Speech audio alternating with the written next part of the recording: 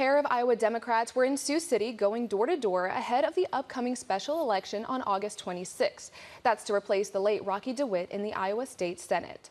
Caitlin Dray, the Democratic candidate running for the seat in Iowa's 1st District, kicked off her canvassing tour across Woodbury County this afternoon.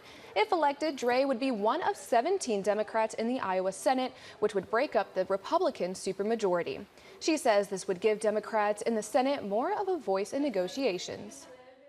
That really means that we're going to stand up for things like local control. Sioux City has seen a real significant reduction in their budget because of laws that were passed in the last couple of sessions, and that hurts Sioux Citians. And so being able to negotiate and say we can do better for the people in our district, that's going to be really, really significant.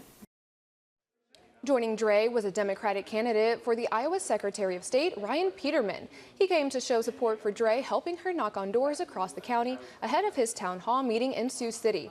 Peterman, a Navy veteran from Bettendorf, Iowa, announced his campaign in May. If elected, he plans to address election security, voting accessibility, and restore trust in elections.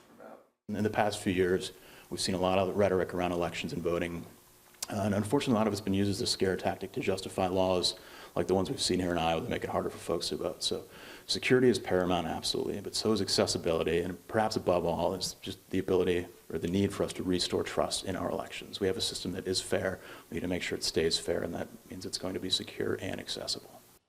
Peterman would run against the incumbent Paul Pate, who is currently serving as a 32nd Secretary of State of Iowa since 2015.